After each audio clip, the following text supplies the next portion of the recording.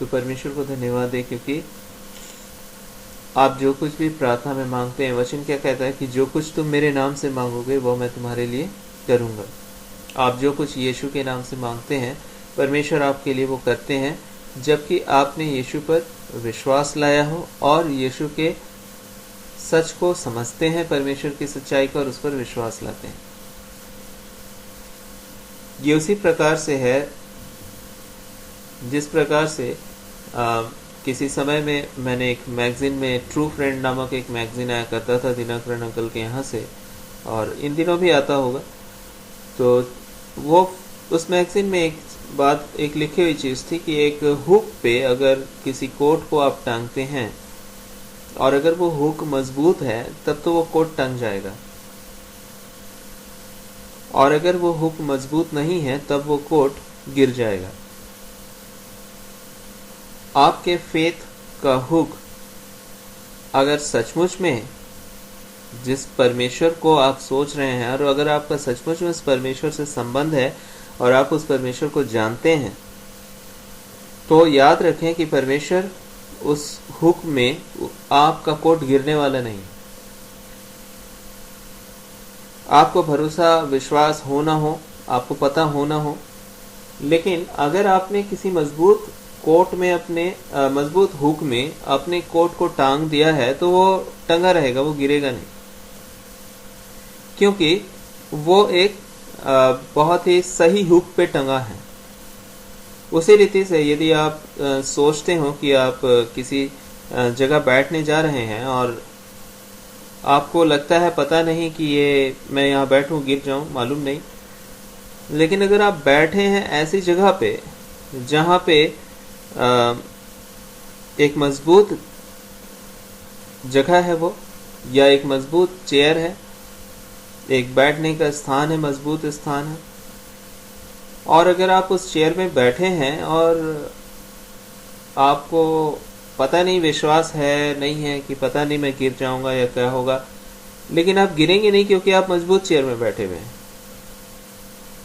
आपके विश्वास के कारण से वो चेयर कमजोर नहीं हो जाएगा, क्योंकि आप विश्वास नहीं कर रहे हैं और इसलिए वो चेयर टूट गया।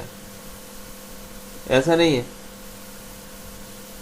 परमेश्वर उसी रीति से है। यदि आप यीशु को जानते हैं और यीशु पर आपका जीवन आधारित है और आपने यीशु पर विश्वास किया है, तो फिर घबराना व्यर्थ है, क्योंकि घबराने से आपकी परिस्थितियां बिगड़ने वाली नहीं है, क्योंकि आप मजबूत स्थान में पाए जाते हैं। और वचन स्पष्ट रीति से मुझे आपके जीवन में बात कर रहा होता है कि शैतान बड़ी चालाकी से क्या करता है, आपको डरा रहा होता है कि देखो तुम वहां हो और पता नहीं क्या होगा। आप याद करें, आज से वचन क्या कहता है, हजारों सालों पहले जबकि आदम हवा परमेश्वर के उस अदन की वाटिका में पाए जाते थे, शैतान आता उनको बहकाता है और बहका के कहता है अगर तुमने ये वाला फल खा लिया तो तुम तो परमेश्वर के तुल्य हो जाओगे, बुद्धिमान हो जाओगे, और परमेश्वर इसलिए नहीं चाहता कि तुम ये फल ना खाओ। आप देख सकते हैं कि वो सारी बातें झूठी बनावटी कर रहा था और कुछ सच नहीं था उसमें, वो धोखा दे रहा था। और असल में वो जो जीवन की बातें कह रहा था वो जीवन की बातें नहीं थी, वो उल्टी सीधी बात करके मौत की तरफ इंसान को ढकेल रहा था। और अब शैतान की बातों में वो स्त्री आ जाती है और वो सोचती है फल देखने में भी अच्छा है तो खाने में भी अच्छा होगा, और वो उसको खा लेती है, क्योंकि परमेश्वर ने इसको पहले से कह दिया था कि मत खाना इसको, क्योंकि ये तो जिस दिन तुम खाओगे उसी दिन मर जाओगे। तो परमेश्वर ने चॉइस आपको और मुझको दे रखा है कि ये आपका चॉइस है कि आप किस बात पर विश्वास करते हैं, शैतान की भरमाने वाली बातों पर या परमेश्वर के विश्वास योग्य वचन पर। यदि आप भरमाने वाली जिंदगी, शैतान की बातों पर यकीन करने लगेंगे तो बेवजह चेयर तो परमेश्वर का है जिस पे आप बैठे हुए हैं, लेकिन डरते रहें। कुछ होने वाला नहीं है, शैतान कुछ नहीं बिगाड़ सकता आपको, लेकिन आपको डराता रहेगा। एक अध्ययन है जिस स्टडी में एक बात को जांचा गया, देखा गया, और देखा गया कि सांप के काटने से जो लोगों की मृत्यु होती है, उसमें बहुत सारे लोग ऐसे होते हैं जो डर के मर जाते हैं, इससे बजाय कि उनको जहर का असर हो। सांप ने काटा है इसलिए मैं मर जाऊंगा, इसी विश्वास से बहुत लोगों का हार्ट फेल हो जाता है और वो मर जाते हैं, क्योंकि उनको मालूम है कि सांप काटने से मर जाते हैं। अब हो सकता है कि वो सांप विषैला ना हो, तब भी उनका हार्ट इतना वीक हो गया कि वो मर गए। परमेश्वर जानते हैं इस बात को कि मनुष्य का मन जो है बहुत ही निर्बल है, और इसलिए बार बार यीशु मसीह क्या कहते हैं, विश्वास रखो। यीशु मसीह क्या कहते हैं कि मत डर, विश्वास रख, और तू परमेश्वर की महिमा को देखने पाएगा। एक दिन एक परिवार में एक लड़की बीमार थी, और लोगों के पास यीशु के पास लोगों के द्वारा खबर भेजा जाता है कि आइए यीशु मसीह देखिए बच्ची बीमार है और उसको ठीक कर दीजिए। और यीशु जा रहे होते हैं और अचानक से ही लोग रास्ते में मिल जाते हैं और कहते हैं कि गुरु को दुख मत दे, क्योंकि अब तेरी बेटी मर गई है। और वो इंसान दुखी हो जाता है। और अब आप सोचें, यीशु ने उसको क्या कहा, मत डर, केवल विश्वास रख। वो मरी नहीं, सो रही है। आप देख सकते हैं उसके साथ यीशु मसीह है, जो कि राजाओं का राजा, प्रभुओं का प्रभु और जीवन का दाता है, जिसके हाथ में सभी की जिंदगी है, जो सब कुछ कर सकता है, जिसके बिना अगर लोग उसके ऊपर अपने हाथों को सौंप दें, अपना जीवन सौंप दें, इच्छा मेरे आपका बहुत परमेश्वर ने लिबर्टी दिया, फ्रीडम दिया है कि आप चॉइस करें, आप चुन लें। अगर आपने चुन लिया और इस बात को जान लिया, वो यीशु तो मेरे साथ है, तो फिर मुझे कोई फर्क नहीं पड़ता कि क्या होने वाला है, क्या नहीं होने वाला, सब ठीक होने वाला है, क्योंकि प्रभु सब कुछ ठीक करेंगे। ये एक बात है। और दूसरी बात है कि वो परिस्थितियां ऐसी हैं, क्या होगा पता नहीं, कल कैसा होगा, अब क्या होगा, अब क्या हो रहा है मालूम नहीं, क्या होने वाला है। और ये सारी बातें आपको कौन कह रहा होता है? चेयर में तो आप यीशु मसीह के बैठे हुए हैं, जो टूटने वाला नहीं है, लेकिन डर के हार्ट फेल कराने के लिए शैतान कोई कसर नहीं छोड़ता है। और उस समय वो ये भी कहता, क्या यीशु मसीह और ये सब बी प्रैक्टिकल थॉट रखो, सोचो हालात क्या हैं। और वैसे हाल में इंसान जो है बस घबराता रहता है और अंत में परेशान हो जाता है। लेकिन परमेश्वर आपको क्या कहते हैं, मेरी ओर देख, क्या मैं तुझे छोड़ दूंगा, क्या मैं तुझे धोखा दूंगा, क्या मैं तुझे त्याग दूंगा? बाइबल स्पष्ट रीति से बताती है, मैं तुझे कभी ना छोड़ूंगा। यीशु कहते हैं, मैं तुझे कभी ना त्यागूंगा। आज मेरा और आप के जीवन में, मेरे और आपके जीवन में एक मौका है चुन लेने का। क्या आप शैतान की बातों की ओर चुनना चाह रहे हैं या यीशु की बातों की ओर चुनना चाहते हैं? देखिए, असंभव है सब कुछ, नहीं हो सकता है कुछ। यीशु मसीह के लिए कुछ असंभव नहीं है। चुनना आपका काम है, यीशु की ओर या फिर शैतान की ओर। यदि आपने यीशु को चुन लिया है तो फिर असंभव होने की कोई गुंजाइश नहीं है। उस दिन उसके परिवार के माता पिता के पास, उस लड़की के माता पिता के पास एक चॉइस था कि वो यीशु को कहते कि यीशु मसीह बेवजह आप आ रहे हैं हमारे घर, हमारी लड़की मर चुकी है, आप मत आइए। और अब तो मर चुकी है, तो अब हम अपने रिश्तेदारों को खबर देंगे। और शायद बहुत सारे रिश्तेदार उन दिनों आ भी चुके होंगे उस परिवार में, क्योंकि लड़की बीमार थी। और वो भी ये सोचते होंगे कि अब तो बेटी रही नहीं, अब हम जा रहे हैं उसके दफनाने की जो क्रिया है उसको शुरू करने के लिए। इसलिए आपका बहुत धन्यवाद, आप इतने दूर तक हमारा साथ दिए। और या नहीं तो ये भी कह सकते थे कि क्या यीशु मसीह इतना लेट कर दिया आपने, हम तो सोचे थे कि आप जल्दी आ जाते हैं, काश यहीं से आप कुछ कर देते हैं। लेकिन आपने भी भरोसा किया आप पर, और क्या आपने हमारा साथ भी नहीं दिया। ये माता पिता कह सकते थे यीशु को। और हो क्या गया था कि लड़की तो मर चुकी थी, लोगों ने खबर आकर दे दिया लड़की मर गई है, गुरु को दुख मत दे। अब उसके सामने यीशु का उत्तर था, मत डर, केवल विश्वास रख। क्यों? क्योंकि परमेश्वर आपके पक्ष में हो तो आपके विरोध में कुछ नहीं हो सकता है, शैतान कुछ नहीं कर सकता है। चाहे वो परिस्थितियां कितनी भी बुरी हो जाएं, परमेश्वर उसको बदल देते हैं। आज ऐसा नहीं है, अगर मैं आपसे कह रहा हूं तो मेरे जीवन में परिस्थितियां सब बहुत अच्छी हैं और बस सब कुछ ठीक ठाक है, अब तो कोई बीमारी ही नहीं है जीवन में और कोई समस्या ही नहीं है जीवन में, अब तो बस चारों तरफ हरियाली छाई हुई है और फूल के रास्तों में फूल बिछे हुए हैं और यीशु का नाम लेके हम बढ़ते जा रहे हैं। ऐसा कुछ नहीं होता है। बीमारियां भी चारों ओर रहती हैं, तकलीफें भी चारों ओर रहती हैं, समस्याएं भी चारों ओर रहती हैं, लेकिन उसके मध्य क्या मेरा विश्वास यीशु पर है? ठहर के यीशु पर विश्वास करके देखिए। अफसोस है, परमेश्वर आपके पीछे पीछे आते हैं अपनी आशीष को लेकर, और लोग आज परमेश्वर को कहते हैं कि सॉरी यीशु मसीह, बहुत लेट कर रहे हैं आप, अब हम देखे आप बिल्कुल प्रैक्टिकल नहीं है प्रभु यीशु।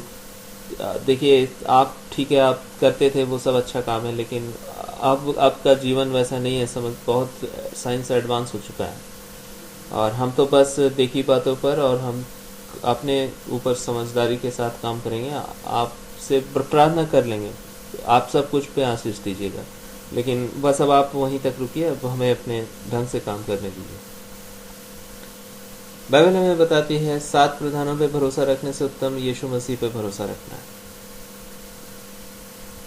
आप पे डिपेंड करता है। 7 में से आपने कह दिया यीशु ठीक है, मैं 7 पे भरोसा नहीं रखूंगा, आप पे भरोसा रखूंगा। यीशु आपके लिए वफादार है। हम कहें यीशु 7 पे नहीं 6 पर, हम मतलब एक को मेरे लिए, एक को छोड़ दूंगा मगर 6 को अपने साथ रखूंगा, बाकी आप होंगे मेरे साथ। कोई कहेगा नहीं नहीं यीशु मसीह मैं 5 को चुन लेता हूँ, 5 लोग, 5 प्रधान बहुत जरूरी है और बाकी आप रहिए मेरे साथ में। पैसे भी मुझे चाहिए, हाँ ठीक है, मतलब मगर पैसे पे मेरी डिपेंडेंसी नहीं चाहते हैं परमेश्वर कि आप पैसे पे डिपेंडेंट हो जाएं। परमेश्वर नहीं चाहते हैं कि आप मेडिकल पे डिपेंडेंट हो जाएं। परमेश्वर नहीं चाहते हैं कि आप लोगों पर डिपेंडेंट हो जाएं। आपको मालूम होना चाहिए कि परमेश्वर है इससे ऊपर, जो आप यदि यकीन करेंगे तो परमेश्वर उन बातों को बदल देंगे। और आज का दिन अभी भी ऐसा है आज का दिन ऐसा है, इन लोग व्हीलचेयर से उठकर दौड़ने लगते हैं, अंधे देख रहे होते हैं, गूंगे बोल रहे होते हैं। परमेश्वर का धन्यवाद दें, परमेश्वर सब कुछ कर सकते हैं, लेकिन आज परमेश्वर की इच्छा है कि आपने कहीं ऐसा तो नहीं किसी एक प्रधान को अभी भी पकड़े हुए रखा और कह रहे हैं यीशु आप भी आइए ना, और देखिए ये तो बहुत इंपॉर्टेंट है, इसको रहने दीजिए मेरी लाइफ में। ठीक है, परमेश्वर नहीं कहते हैं कि आज हम खाना पीना छोड़ दें और अपनी ज़िंदगी में सिर्फ यीशु का नाम लेते रहें और बोलें कि ये परमेश्वर के मुख से निकले हुए हर वचन से मनुष्य जीवित रह सकता है, इसलिए अब मैं खाना नहीं खाऊंगा। ऐसी बात नहीं है, परमेश्वर आपसे ऐसा जीवन नहीं चाहते हैं, लेकिन परमेश्वर चाहते हैं कि आपकी डिपेंडेंसी केवल खाने पर ना हो, लेकिन आप ये बात याद रखें कि परमेश्वर बिना भोजन के भी इंसान को जीवित रख सकते हैं। परमेश्वर के मुख से निकले हुए हर वचन के द्वारा मनुष्य जीवित रह सकता है। लेकिन अगर परमेश्वर ने आज आपको खाना दिया है, ये परमेश्वर की आशीष है, आप धन्यवाद दें और परमेश्वर के उस खाने को खाएं। लेकिन उस खाने पर हम इतने केंद्रित ना हो जाएं कि हम परमेश्वर को ही भूल जाएं और हमारा पूरा ध्यान उस खाने पे आ जाए। जीवन में जितनी भी बातें परमेश्वर ने संसार में दी हैं वो परमेश्वर ने दी हैं इस संसार में। हम उन बातों पर जरूर, परमेश्वर की दी हुई आशीषें हैं, हम उस पे उन जीवन को जिएं। लेकिन हम याद रखें कि अगर कुछ भी ना हो तब भी परमेश्वर हमारा साथ देंगे। हम याद रखें कि परमेश्वर हमारे लिए काफी है। और इस वजह से परमेश्वर का धन्यवाद दें। हबक्कुक नामक के किताब को आप पढ़ेंगे जिसके आखिरी वचन में आपको मिलता है कि किस तरह से वहां पे जो मनुष्य है वो अपने जीवन की कुछ परिस्थितियों का बयान कर रहा होता है। वो ऐसे समय में अपने उस किताब को लिख रहा होता है जब बहुत कुछ अच्छा नहीं था, बहुत सारी बातें मुश्किल से भरी हुई थी, देश में बहुत कुछ ठीक नहीं चल रहा था और सब कुछ बाइबल ऐसा भी, जैसे अगर आप हबक्कुक के उन दिनों को आप जानेंगे कि वो किन दिनों में अपने जीवन की इन बातों को लिखता है, तो बाइबल बताती है कि वो यीशु मसीह के आने से लगभग 700 साल पहले इन बातों को लिख रहा था। मतलब 7वीं शताब्दी ईस्वी पूर्व के 7वीं शताब्दी के अंत में भविष्यवक्ता हबक्कुक ने इस किताब को लिखा। और जब बेबीलोनियों का साम्राज्य सत्ता में था, इन क्रूर लोगों की हिंसा उसे बुरी तरह झकझोर रही थी। मतलब बेबीलोन का शासन इज़राइल पर था और उसका बेबीलोन का अधिकार था इज़राइल के क्षेत्रों पर, और वो इज़राइलियों के साथ बहुत ही क्रूर व्यवहार करते थे। और इस वजह से हबक्कुक नामक परमेश्वर का ये जन बहुत अंदर से टूट गया था। अंदर से वो बहुत ही ज्यादा, वचन यहाँ जैसा लिखा है, झकझोर दिया गया था। और वो कहता है, इसलिए उसने परमेश्वर से पूछा, फिर तू विश्वासघातियों को क्यों देखता रहता है, और जब दुष्ट निर्दोष को निगल जाता है तब तू क्यों चुप रहता है। यहाँ तक वो ये सवाल कर रहा है परमेश्वर से। और आप सच जाने इस सवाल का भी जवाब है। सवाल का जवाब ये है कि इज़राइल को परमेश्वर ने कभी नहीं चाहा कि वो गुलामी में चला जाए, लेकिन इज़राइल जब परमेश्वर से फिर गया तब वो गुलामियों में गया। जब इज़राइल परमेश्वर से भटक गया और परमेश्वर को छोड़कर परमेश्वर के स्थान पर उसने अन्य चीजें बना ली जिस पर वो निर्भर होने लगा, उसने सच्चे जीवते परमेश्वर को छोड़ करके मूर्तियां बना ली और मूर्तियों पर, ग्रह नक्षत्रों पर अपने जीवन में ईश्वर का स्थान देते हुए उन पर निर्भर होने लगा। यही नहीं, वो उस जीवते परमेश्वर को छोड़कर अपने मित्र राष्ट्रों के ऊपर उसने भरोसा रखना शुरू कर दिया। कभी वो मिस्र के ऊपर भरोसा करता, कभी कुछ अन्य मित्र राष्ट्रों के ऊपर भरोसा करता, और वो भूल गया था कि परमेश्वर ने वो क्षेत्र जो उसे दिया था वो कई एक सामर्थी राजाओं के ऊपर विजय देकर उनको वो क्षेत्र दिया था जहां आज इज़राइल पाया जाता था। वो भूल चुके थे परमेश्वर को कि उसी मिस्र की पूरी फिरौन की सेना जो उनको गुलाम बनाने के लिए वापस आ रही थी, उनको परमेश्वर ने लाल समुद्र में डुबो दिया और उन्हीं इज़राइलियों को लाल समुद्र को बीच से दो भाग करके पार कर दिया सूखे से। परमेश्वर के ऊपर उन्होंने निर्भरता छोड़कर फिर से संसारिक बातों पर अपनी नजरों को घुमा दिया था। अपनी नजरों को वो रख रहे थे। परमेश्वर दुखी होते हैं जब हम अपने जीवन को परमेश्वर पर निर्भर के बजाय इधर उधर निर्भरता हम देखने लगते हैं। और परमेश्वर की इच्छा है कि आप परमेश्वर पर निर्भर हो। क्या परमेश्वर के लिए आज संभव नहीं कि आज भी वो लाल समुद्र को दो भाग करे और आपको सूखे से निकाल कर आगे ले जाए? अगर आवश्यकता पड़ेगी तो प्रभु आपके लिए करने के लिए तैयार है। बाइबल में कहानियां नहीं है, बाइबल में उस परमेश्वर के बारे में बताया गया है जो ये सब कुछ अपने बच्चों के लिए करने की सामर्थ्य रखते हैं और करते हैं। परमेश्वर का धन्यवाद दें कि ये परमेश्वर की सामर्थ्य है, ये परमेश्वर की इच्छा है। बाइबल कोई कहानी की किताब नहीं है जो किसी ऐतिहासिक घटनाओं का वर्णन करती है। केवल बाइबल में वही परमेश्वर है जो मुर्दों को जीवित करते हैं, और वो अभी से नहीं करना उन्होंने शुरू किया है। ये सब काम वो सदियों से करते आ रहे थे और हमेशा तक करते रहेंगे, क्योंकि सब कुछ उनके सामर्थ्य के अंदर है। आज परमेश्वर मुझे और आपको ये बोलना और बातचीत करना चाहते हैं कि क्या हमारी निर्भरता फिर से संसार में रहते हुए सांसारिक वस्तुओं पर होने लगी है क्या? ये बातें परमेश्वर को चोट पहुंचाती हैं। इज़राइल को परमेश्वर ने, जब उन्होंने मांगा राजा, उन्होंने दिया। जब परमेश्वर ने उनको उस देश की ओर पहुंचाना चाहा, जब वो उस देश में अधिकार लेने जा रहे थे, तब उनके पास कोई राजा भी नहीं था। और परमेश्वर उनको कहते थे कि परमेश्वर के नाम से उन तमाम क्षेत्रों में जाओ और अधिकार कर लो। वो लड़ाइयाँ युद्ध कर रहे थे और हर युद्ध में परमेश्वर की ओर से उनको जीत मिलती थी। वो युद्ध तो करते थे, लेकिन अपनी सामर्थ्य पर वो निर्भर नहीं थे। जीत यहोवा की ओर से उनको मिलती थी। आज के दिन परमेश्वर आपसे यही चाहते हैं कि आप और हम परमेश्वर पर निर्भर करें। युद्ध भले ही हम कर रहे हों, लेकिन याद रखें, जयवंत परमेश्वर आपको करेंगे। परमेश्वर को धन्यवाद दें कि आप भले ही अपने जीवन में किसी भी जगह परमेश्वर ने जो आपको इस पृथ्वी पर कार्य सौंपा है, संघर्ष आप शायद अपने पढ़ाई में कर रहे हो, पढ़ आप रहे हैं, लेकिन सफलता परमेश्वर आपको देंगे। काम हम और आप कर रहे होते हैं और शायद हम बहुत सारे कामों पर कोशिश कर रहे होते हैं। ठीक है, काम हम करेंगे, लेकिन सफलता हमें परमेश्वर देंगे। परमेश्वर को धन्यवाद दें कि जीवन में प्रयास आप करेंगे। बाइबल हमें क्या कहती है? प्रयास करने में, प्रयत्न करने में आलसी मत होना। परमेश्वर ने आपको और मुझको हाथ पर हाथ रख के बैठ के सिर्फ परमेश्वर आप मेरे लिए कर देंगे, ऐसा नहीं कहा। लेकिन जब आप कर रहे होते हैं तो इस बात को जानने की परमेश्वर आपको मौका देते हैं कि आप अपनी क्षमताओं में केवल निर्भर नहीं हैं। आप केवल संसार की क्षमताओं में निर्भर नहीं हैं। परमेश्वर आपके साथ हैं और इस वजह से संसार इस अविश्वास के साथ और इस अनिश्चितता के साथ जीवन को जीता है कि क्या पता कल क्या होगा।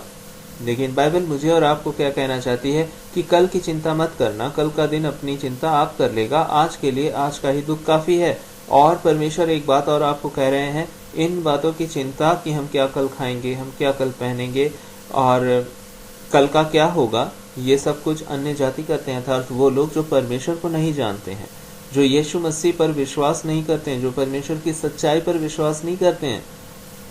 ये चिंता उनके पास है, क्योंकि वो निर्भर हैं अपने ऊपर। लेकिन आप और हम आज परमेश्वर पर निर्भर हैं और परमेश्वर हमारी फिक्र करने के लिए तैयार है।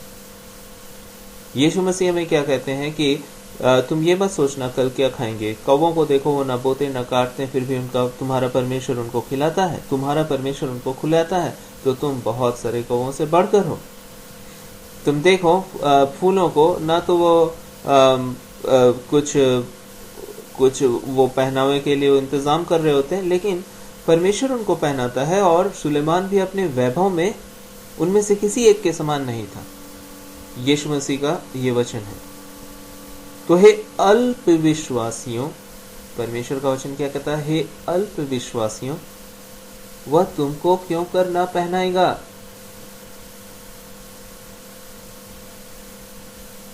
यीशु पर हम विश्वास करते हैं। यीशु नामक अनुग्रह के ऊपर हम बैठे हुए हैं। और अगर अभी भी हम डर रहे हैं तो जानना होगा शैतान बड़ी चालाकी से आपको कंफ्यूज कर रहा है। अगर आपको डर है किसी बात का, तो परमेश्वर आपको कहते हैं मत डर, मैं तेरे साथ हूं। मेरे लिए असंभव है बहुत सारी चीजें, लेकिन क्या मैं उन असंभव चीजों को देखकर पीछे हट जाऊं क्या? नहीं, परमेश्वर ने अगर मुझे कहा है कि तू यहाँ स्थिर रह, मैं तुझे इसमें जय दूंगा, तो फिर मैं तब तक रुका रहूंगा वहां जब तक कि मैं वहां से जय लेकर ना हटूं, क्योंकि मेरा परमेश्वर अपने समय पर मेरे लिए सब कुछ पूरा करेगा। क्या आपको और मुझको परमेश्वर ने जब रुकने का जीवन दिया है, परमेश्वर पर धीरज धरने का अवसर दिया है, परमेश्वर पर विश्वास करने का अवसर दिया है, क्या हम अविश्वास के साथ परमेश्वर के आशीषों को अपने जीवन में छोड़ देने के लिए तैयार हैं क्या, या हम रुककर परमेश्वर की आशीषों को लेने के लिए तैयार हैं। आज हमारे ऊपर परमेश्वर इस निर्णय को देना चाहते हैं। आप कह सकते हैं मेरे पास विश्वास नहीं है, तो परमेश्वर ये भी कहते हैं he is the author and finisher of our faith, मतलब यीशु जो है वो आपके विश्वास का रचने वाला और उसको सिद्ध करने वाला भी है। मतलब यीशु है जो आपके विश्वास को स्थिर करता है, स्थिरता देने की सामर्थ्य रखता है। बट क्या हम यीशु के पास आते हैं क्या? यीशु के वचन आप सुनते हैं क्या? यीशु मसीह जब आपसे बातचीत करना चाहते हैं तो क्या आप कहते हैं कि बाकी बातों को कि ठीक है बाद में हम मिलते हैं, अभी हम यीशु से बात कर रहे हैं? या हम यीशु जब बोलते हैं इधर आओ तो हम कहते हैं कि यीशु मसीह आपसे बाद में बात करेंगे, अभी बाकी बातों के लिए मेरे पास थोड़ा बिजनेस चल रहा है, या अभी थोड़ा रिक्रिएशन कर लेते हैं, थोड़ा माइंड फ्रेश हो जाएगा, फिर रात में दुआ करेंगे।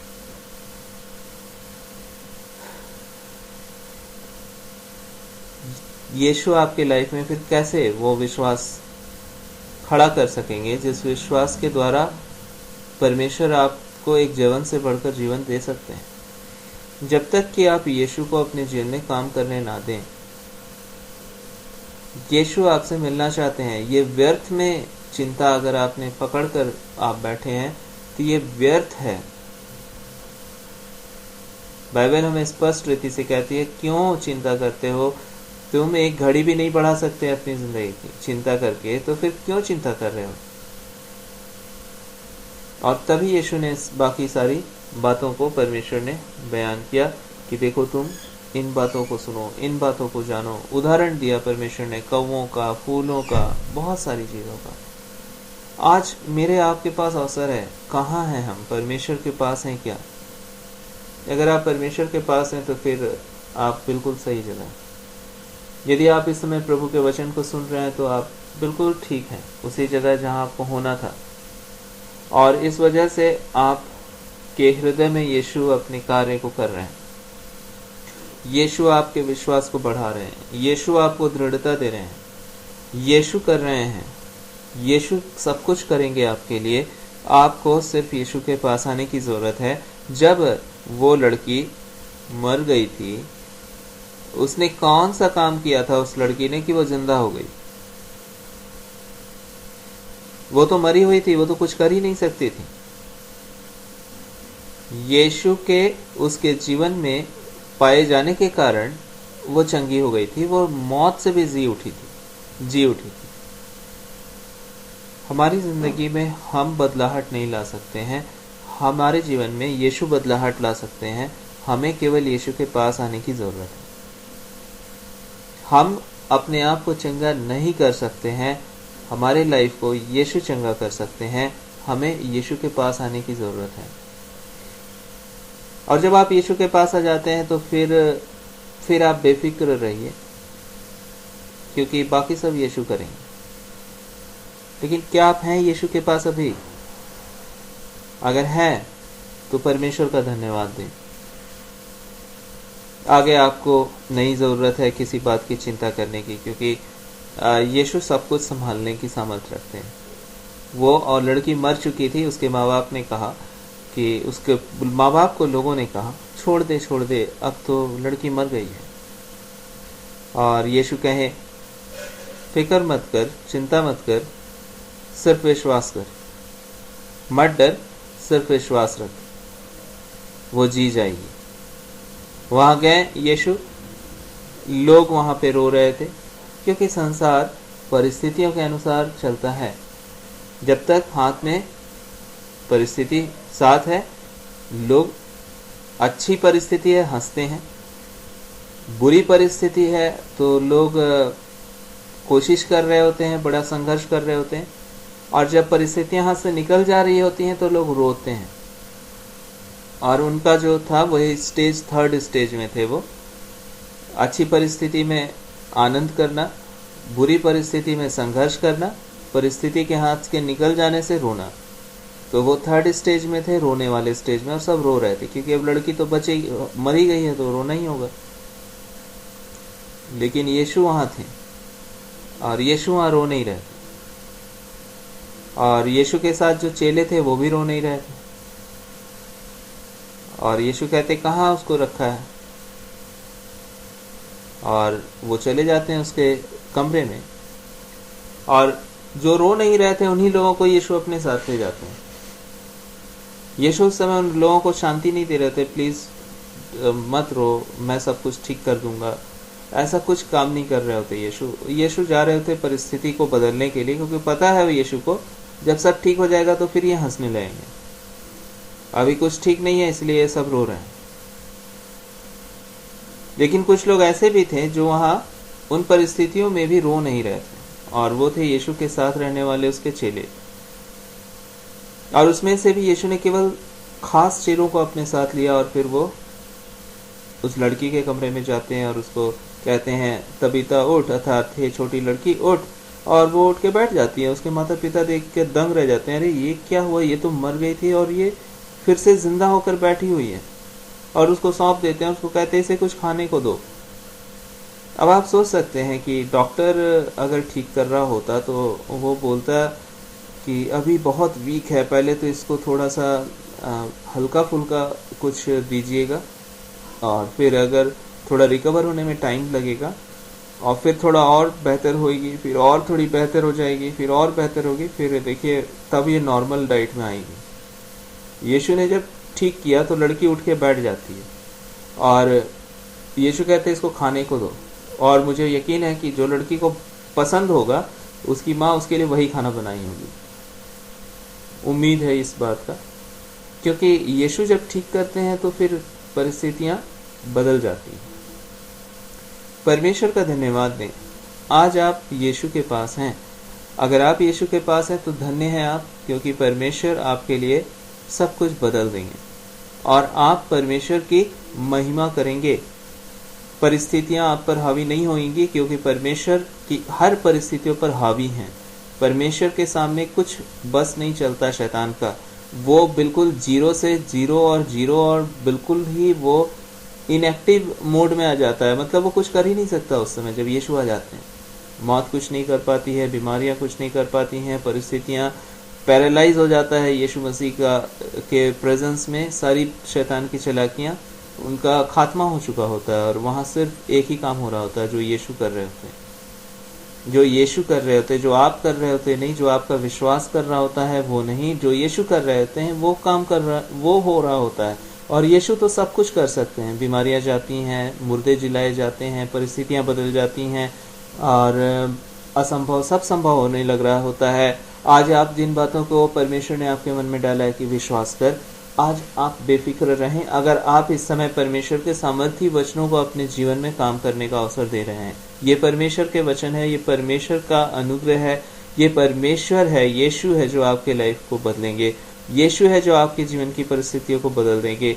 आपको केवल इस बात को जानना है कि आपके साथ यीशु मसीह हैं, इसलिए कल का दिन, अभी का समय बदलने वाला है, और ये बदलता ही रहेगा, और परमेश्वर की महिमा से महिमा आप अपने जीवनों में देखते जाएंगे। क्योंकि परमेश्वर का वचन कहता है कि वो तुम्हें जय के उत्सव में लिए चलता है। आप जानते हैं संसार में जो उत्सव होता है वो कुछ दिनों का होता है। कई एक जगह हम कहते हैं कि ये 1 वीक का फेस्टिवल है, मतलब 1 हफ्ते का उत्सव होने वाला है। लेकिन 2 हफ्ते का उत्सव, 15 दिन का उत्सव, 25 दिन का उत्सव, महीने भर का उत्सव, 2 महीने का उत्सव, 3 महीने का उत्सव नहीं होता है, साल भर का उत्सव नहीं होता। लेकिन बाइबल हमें क्या कहती है कि वो जय के उत्सव में तुम्हें लिए चलता है। एक दिन का जय यीशु के पास नहीं है, लेकिन प्रत्येक दिन की हर एक बातों में आपको यीशु मसीह जयवंत से बढ़कर बनाने की सामर्थ रखते हैं। जब यीशु आपके साथ प्रत्येक दिन चल रहे होते हैं, जब यीशु मसीह को आप प्रत्येक दिन अवसर दे रहे होते हैं कि हाँ यीशु आप मेरे जीवन में आइए, मैं चाहता हूं कि अब मैं नहीं लेकिन हम इस जिंदगी को आपके साथ जिएं, और अब हम और आप इस जिंदगी को आप में जीवन से बढ़कर जिएं, क्योंकि ये मेरा वादा है। आपने मुझे ये वादा दिया है मेरी जिंदगी में, मैं रुकूंगा तब तक जब तक आप मुझे दे ना दें, और जब आप मुझे देंगे मैं आगे बढ़ता जाऊंगा और मैं वेट करूंगा आपका। अगर आप वो हैं तो परमेश्वर की सामर्थ भी आपके लिए है। हेलो। परमेश्वर हम में से हर एक को ये अनुग्रह देना चाहते हैं ताकि हम परमेश्वर में दृढ़ता और मजबूती के द्वारा अपने जीवन में बढ़ें और उन भली बातों को जो परमेश्वर ने आपके लिए सोच रखी हैं उनको बहुत आयत के साथ आप हेलो। अपने जीवन में होते हुए देख सकें। इस समय हम लोग आगे जाएंगे और परमेश्वर से दुआ करेंगे इन तमाम बातों के लिए जो परमेश्वर ने इस समय हमारे जीवनों में दिया है। और निश्चय जाने जब आप परमेश्वर पर विश्वास करेंगे तो इस समय परमेश्वर उन बातों को भी सामर्थ्य तौर से बदलना शुरू कर देंगे जो बातें आपके और मेरे जीवन में परमेश्वर करना चाहते हैं। और जब हम हबक्कुक के उस वचन को जो प्रभु के वचन में लिखा है पढ़ते हैं, और हबक्कुक 3 अध्याय और 17 वचन हमें क्या कहता है, क्योंकि चाहे अंजीर के वृक्षों में फूल न लगे और न दाखलताओं में फल लगे, जलपाई के वृक्ष से केवल धोखा पाया जाए और खेतों में अन्न न उपजे, भेड़शालाओं में भेड़ बकरियां न रहें और न थानों में गाय बैल हों, तो अभी मैं यहोवा के कारण आनंदित और मगन रहूंगा और अपने उद्धारकर्ता परमेश्वर के द्वारा अति प्रसन्न रहूंगा।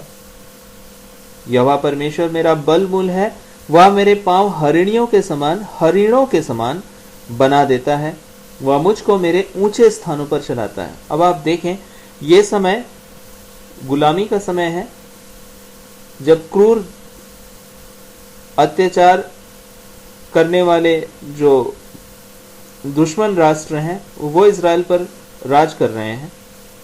लेकिन इन दिनों में भी परमेश्वर का जन जो है वो परमेश्वर पर दृढ़ता के साथ पाया जाता है, क्योंकि उसको मालूम है कि परमेश्वर सब कुछ सामर्थी है, परमेश्वर वो सब कुछ बदलेंगे। ये परिस्थितियां परमेश्वर को आपकी भलाई को करने से रोक नहीं सकती हैं, क्योंकि परमेश्वर हर परिस्थितियों में आपकी भलाई को लेकर आने की पूरी सामर्थ्य रखते हैं। केवल आपको और मुझको परमेश्वर के ऊपर बेफिक्र होकर छोड़ देने की जरूरत है, बाकी परमेश्वर करते हैं आपके लिए। उस लड़की के माता पिता ने कोई काम नहीं किया था, यीशु ने काम किया था। अगर आपको लगता है कि नहीं बहुत मुश्किल है, अब मुझसे नहीं हो सकता है, तो परमेश्वर को धन्यवाद दें, क्योंकि परमेश्वर का वचन कहता है परमेश्वर से सब कुछ हो सकता है।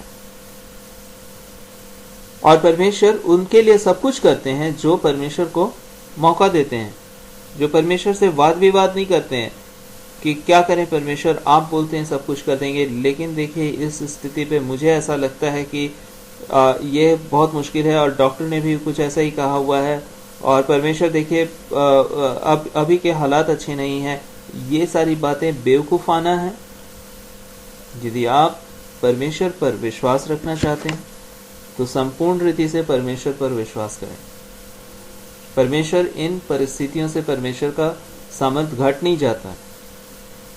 ये हमारी निर्बलता है जो हम इन परिस्थितियों में अपने को केंद्रित रखते हैं और परमेश्वर को अपनी परिस्थितियों के चश्मे से देख रहे होते हैं। परमेश्वर चाहते हैं कि आप हटा दें इन बातों को और सिर्फ परमेश्वर को देखें, उसके वचन को देखें, उस पर विश्वास करें। वो आपके लिए सब कुछ पूरा करेंगे। ये नहीं कि जो वो कर सकेंगे वो कर देंगे, वो सब कुछ पूरा करेंगे और आप सब कुछ उससे प्राप्त करेंगे जो प्रभु ने आपको देने के लिए ठहराया है।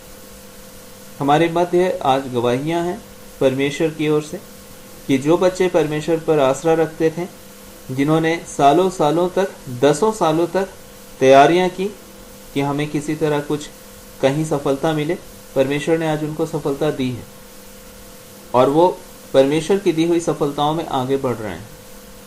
हर एक जन जो परमेश्वर पर विश्वास करता है, जिस विषय पर विश्वास करता है, परमेश्वर उसको उस विषय पर जरूर परमेश्वर उसको जयवंत करते हैं। परमेश्वर केवल आज से हजारों साल पहले आदम को ही परमेश्वर ने अब्राहम को ही आशीष नहीं दी कि वो 24 सालों तक वेट करता रहा और उसको तब परमेश्वर ने संतान की आशीष दी। आज भी परमेश्वर आशीष देते हैं, आज भी वही है जीवते परमेश्वर। परमेश्वर नहीं बदले हैं। यदि आप और हम भी परमेश्वर पर विश्वास करें तो चाहे हम क्यों ना कितना इंतजार हमें करना पड़े, एक दिन हम परमेश्वर की समस्त भली आशीषों को देखेंगे और हम परमेश्वर की महिमा करने पाएंगे और इसी दुनिया में एक बार फिर से परमेश्वर की नई भलाइयों की किताबें जो आने वाले शायद समय में देखी जाएं, उसमें आपका भी नाम होगा। आज परमेश्वर का वचन बाइबल हमें परमेश्वर के गवाहियों को देता है, प्रभु के कार्यों को बताता है, और आने वाले समय में जब इन दिनों के बारे परमेश्वर हिस्ट्री लिख रहे होंगे इन दिनों की, तो उसमें परमेश्वर आपका भी नाम रखेंगे कि मेरे इस बेटे ने मुझ पर यकीन किया था। साल बहुत गुजर गए थे, परिस्थितियां बिल्कुल अच्छी नहीं थी, लेकिन ये कभी भी किसी परिस्थिति से डरा नहीं, लेकिन इसने हर परिस्थितियों में मुझ पर यकीन किया और इस कारण से मैंने इसके लिए सब कुछ बदल दिया, और मेरा बेटा आज भी मेरी आशीषों का वारिस है। और इस कारण से मैं सदा तक अपने बेटे के इस व्यवहार के लिए चाहता हूं कि इसका नाम इस इतिहास की किताब में जो मेरी भलाइयों के बारे बयान करता है उसमें इसका भी नाम दर्ज रहे। आपकी हर एक बातें जीवन की पुस्तक में परमेश्वर आपके नाम को लिखते हैं, और हर एक बातों का परमेश्वर के पास रिकॉर्ड होगा, और आने वाले समय में लोग आपके जीवन के लिए भी कहेंगे कि देखो इसका जीवन, इसने परमेश्वर पर विश्वास किया था और आज ये परमेश्वर का गवाह है, और दुनिया आज इसके नाम से परमेश्वर को समझ रही है, जान रही है कि यदि कोई विश्वास करेगा तो परमेश्वर की भलाई को निश्चय देखेगा, मौत भी उसके सामने झुक जाएगी, क्योंकि परमेश्वर सारी बातों में जयवंत से बढ़कर है।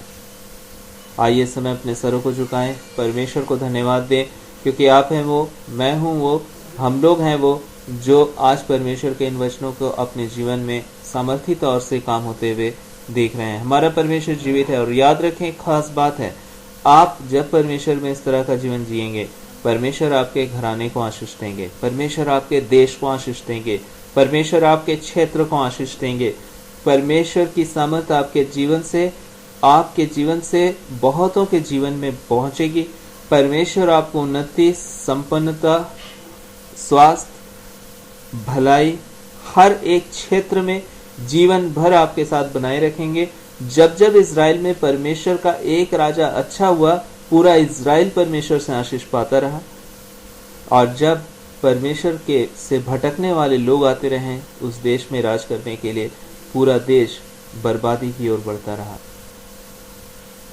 परमेश्वर का धन्यवाद दें। यदि आप मसीह में मजबूती के साथ पाए जाएंगे, परमेश्वर की महिमा आपके जीवन में रहेगी, और बहुतों के जीवन में आपके जीवन से परमेश्वर पहुंचाएंगे।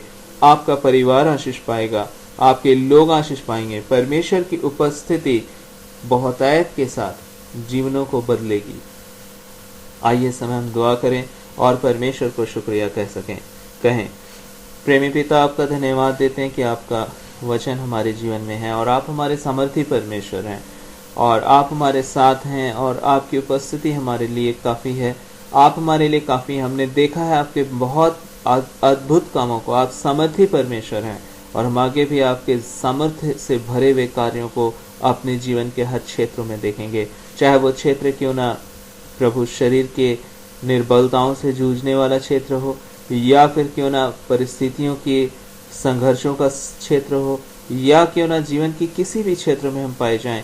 परमेश्वर, आपका धन्यवाद देते हैं कि आप हमारे साथ हैं, और आपका ही साथ होना हमारे लिए सब बातों में हमें जवन से बढ़कर बना देता है। आपका धन्यवाद हो, आप हमारी लड़ाइयों को लड़ते हैं, आप हमारे लिए सब कुछ पूरा करते हैं, और आज भी आप हमारे लिए सब कुछ पूरा करेंगे। हमारे जीवन की हर बातों में आपकी भलाई को हम देखेंगे, और जीवन भर आपके हम शुक्रगुजार रह सकेंगे।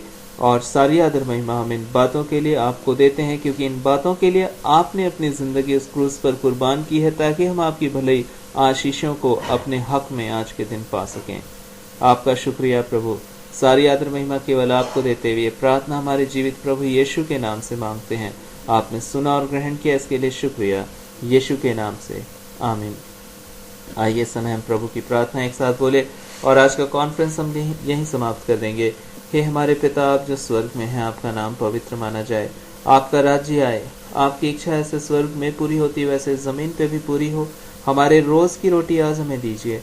जैसे हमने अपने अपराधियों को क्षमा किया है, वैसे आप भी हमारे अपराधों को क्षमा करें। हमें परीक्षा में ना लाएं, बल्कि बुराई से बचाएं, क्योंकि राज्य, पराक्रम और महिमा सदा आपकी है। आमीन।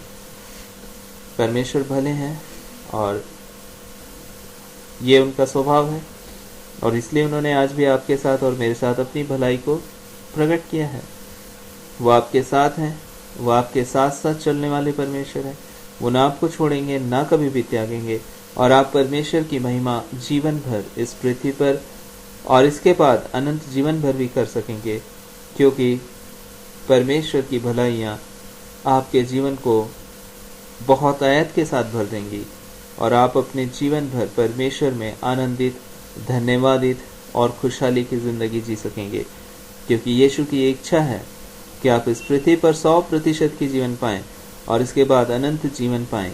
और इसके लिए यीशु ने एक काम किया, और वो कहते हैं, देखो मैं जगत के अंत तक सदैव तुम्हारे साथ हूँ। परमेश्वर का वचन कहता है, मैं तुझे ना छोड़ूंगा और ना कभी भी तुझे त्यागूंगा।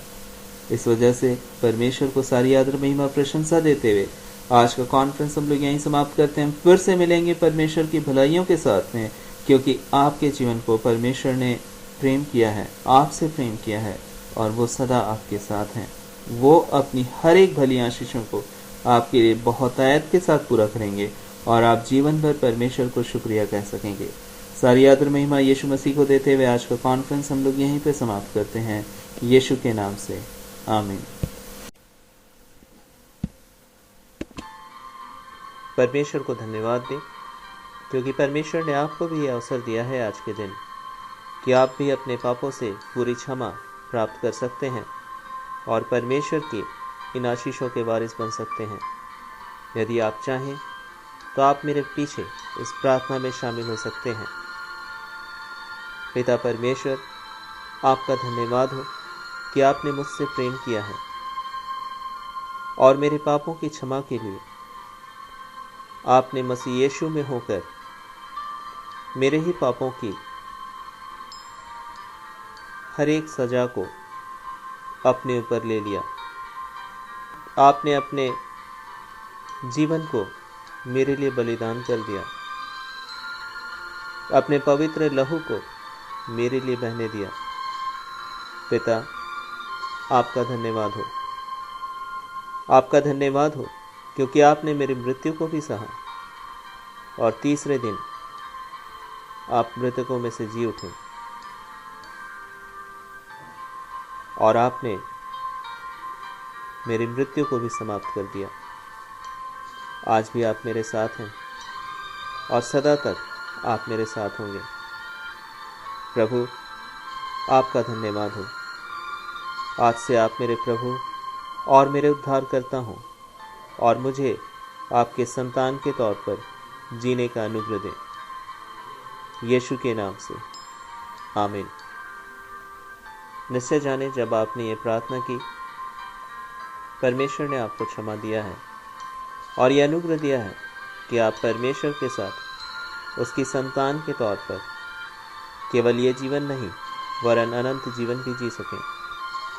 परमेश्वर आपकी सहायता करे, आपको ऐसे माध्यम दे जिससे कि आप परमेश्वर को और दृढ़ता से जान सकें और उन असीम आशीषों को इस जीवन में प्राप्त कर सकें, जो केवल इस जीवन में ही नहीं लेकिन सदा तक आपके साथ बनी रहेगी। परमेश्वर आपको बहुत आयत के साथ आशीष दें। परमेश्वर से लगातार बातचीत करें प्रार्थना के माध्यम से और उसके वचनों को पढ़ें, और परमेश्वर निश्चय आपको अपनी समस्त भलाइयों से भरेंगे और आप परमेश्वर की आशीषों को देखने पाएंगे। यीशु के नाम से, आमीन।